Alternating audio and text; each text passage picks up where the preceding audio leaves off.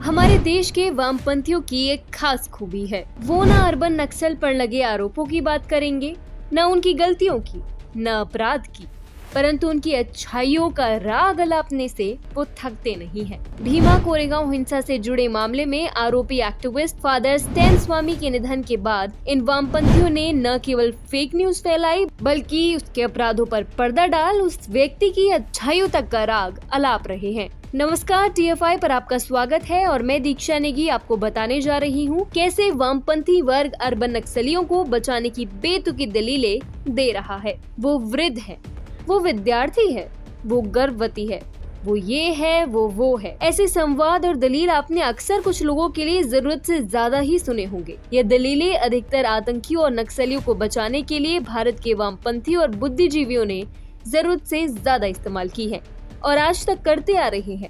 एक बार फिर ये दलील मृत नक्सली स्टैन स्वामी के लिए इस्तेमाल की जा रही है। बता दें कि स्टैन स्वामी पेशे से आदिवासी एक्टिविस्ट थे और इन पर भीमा कोरेगांव हिंसा को भड़काने का आरोप था। यही नहीं, इन पर प्रधानमंत्री की कथित हत्या की योजना बनाने वालों का साथ देने का भी आरोप लगा था। स्टैन स्वामी पर UAPA के अंतर्गत कार्रवाई की गई थी और ये गौतम नवलखा सहित फिलहाल कुछ दिनों से जमानत पर बाहर थे। अब स्टैन स्वामी निर्दोष थे या नहीं, ये तय करना न्यायालय का काम है, लेकिन वामपंथी स्टैन स्वामी के महिमा मंडन करने का एक मौका भी नहीं छोड़ रहे और इसके चक्कर में वो फेक न्यूज तक फैला रहे हैं। उदाहरण के लिए इन स्क्रीनशॉट्स पर नजर डालिए। यहाँ पर एटा के एक वृद्ध कैदी 90 साल के बाबूराम को जानबूझकर स्टैन स्वामी के तौर पर चित्रित करने का प्रयास किया गया है, जिससे यह दिखाया जा सके कि उन पर अंत समय में कितने अत्याचार हुए थे। ये वही वामपंथी है जो CAA विरोधी दंगों में बर्बरता से मारे गए दिलबर सिंह नेगी की स्थिति पर उफ तक नहीं करते, पर उन्हीं दंगों को भड़काने में कथित तौर पर अहम भूमिका निभाने वाली सफूरा जरगर को एक खरोच भी नहीं आई। अब इसी प्रकार से इस विषय पर राजदीप सरदेसाई के ट्वीट को ही देख लीजिए। अन्य वामपंथियों की तरह जनाब ने भी भारतीय प्रशासन को स्टैन स्वामी की मौत के लिए दोषी ठहराते हुए ट्वीट किया। आज स्टैन स्वामी जी की मृत्यु से भारतीय प्रशासन और भारत की क्रिमिनल जस्टिस सिस्टम के हाथ खून से सन चुके हैं। लेकिन राजदीप अकेले नहीं है। राणा अयूब से लेकर महुआ मोइत्रा जैसे न जाने कितने ऐसे वामपंथी हैं जो स्टैन स्वामी की मृत्यु पर उन्हें एक बेहद ही निर्दोष पादरी के तौर पर चित्रित करने का प्रयास कर रहे हैं, जिनकी वर्तमान सरकार ने जेल में निर्मम हत्या की है। फेक न्यूज गैंग ने ऐसा एक प्रयास भी किया था, जिसके स्क्रीनशॉट्स आप देख सकते हैं, परंतु जागरूक सोशल मीडिया यूजर्स ने तुरंत इनकी योजना पर पानी फेर दिया। हालांकि ऐसा पहली बार नहीं हुआ है और ना ही ये अंतिम बार होगा।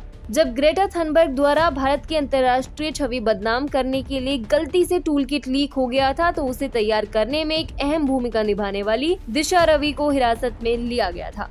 तुरंत ही वामपंथी गैंग फिर उनके बचाव में उतर पड़ा और उसे बचाने के लिए तरह तरह की दलीलें पेश करने लगा। दिशा रवि के लिए कहा गया कि वह पशु प्रेमी है, वो एक छोटी सी बच्ची है, घर की इकलौती कमाने वाली है और न जाने क्या क्या। इस पर TFI पोस्ट ने एक विश्लेषणात्मक रिपोर्ट भी साझा की थी। ऐसे में यह कहना गलत नहीं होगा कि एक बार फिर वामपंथी स्टैन स्वामी की ध्वस्त छवि को संजोने के लिए तरह तरह की दलीलें दे रहे हैं कि वे आदिवासियों के रक्षक थे, वे एक निरीह पादरी थे। वास्तव में अगर आप गौर करें तो वामपंथियों में आप हमेशा एक निश्चित पैटर्न देखेंगे। ये सदैव उपलब्धियों और खूबियों के बारे में बड़ा चढ़ाकर बातें करते हैं, परंतु न अपराध की चर्चा करते हैं और न ही आरोपों की। जब बात आती है इनकी गलतियों के बारे में बात करने की, तो इन्हीं वामपंथियों को या तो सांप सूंघ जाता है या उसे उचित ठहराने के लिए किसी भी हद तक जाने को तैयार हो जाते हैं।